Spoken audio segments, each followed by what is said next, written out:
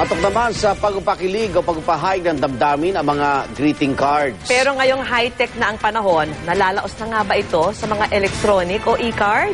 Saksi si Victoria Tulad. Simple, madaling buklatin, pero ang laman lalo ang mga sulat kamay, talaga namang nakakataba ng puso kung minsan. Kaya naman sa matagal na panahon, nakagawian na ng marami ang magbigay ng greeting card tuwing may okasyon. Pero kasabay ng pag-usbong ng teknolohiya, partikular ang internet, nauso rin ang mga electronic cards o e-cards. Instant padala na, praktikal pa at mas maaring ipasadya. In people who in the States or abroad, no, it's easier to send an email. But e-greeting card kasi ako kasi mas nagagamit ko, nagpo-photoshop din ako. So, mas ako yung gumagawa ng design.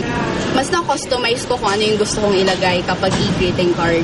Dahil sa pagiging popular ng electronic mail, hindi na raw nakapagtataka na bukod sa greeting cards, nabawasan na rin ang bilang ng regular mail na ipinadadala sa koreo. Ayon nga sa Philippine Post Office, mula sa 2 bilyong bilang ng regular mail na dumadaan sa kanila taon-taon, nabawasan na ito ng 80 milyon. Pati tuloy mga empleyado ng PhilPost apektado. Dati 11,000 kami. Ngayon, because of the reduction in our revenues, bumababa kami ng mga 7,000 plus na lang.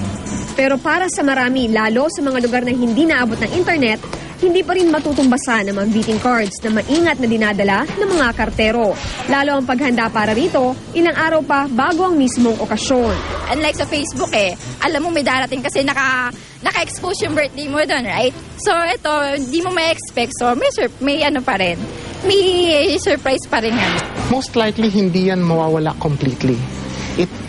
We can't say for certain at how scarce it will get. Yung ganong klaseng rarity makes it desirable.